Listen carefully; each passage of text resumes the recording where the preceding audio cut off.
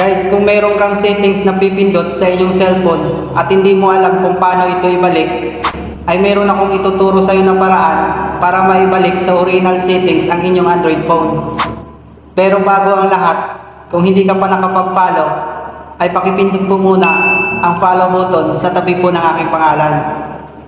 Kung nakapag-follow ka na, umpisahan na po natin. Para masimula na po natin ay mag-open lang po kayo ng inyong phone settings application. Dito po sa settings ng inyong cellphone ay scroll down nyo lang po at hanapin po natin dito ang additional settings. Dito po sa additional settings, pindutin lang po natin ito.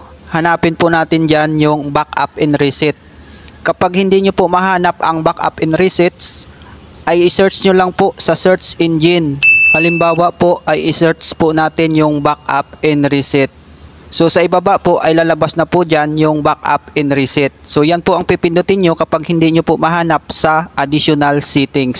So optional lang po ito. Kapag wala po sa settings ng inyong cellphone or sa additional settings ng inyong Android phone, ay pwede nyo po i-search sa search engine. So sa akin po kasi ay naka-indicate po sa additional settings. Kaya pindutin po natin ang additional settings. Kapag napindot nyo na po ang additional settings, ang sunod naman po natin hanapin ay ang backup and reset. Pagkatapos po ay pindutin lang po natin ito.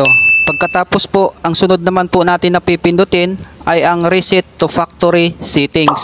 Dito po sa reset to factory settings, kung may mga napipindot po kayong settings sa inyong cellphone at hindi nyo na alam kung paano ito ibalik, ay hanapin nyo lang po itong reset system settings only.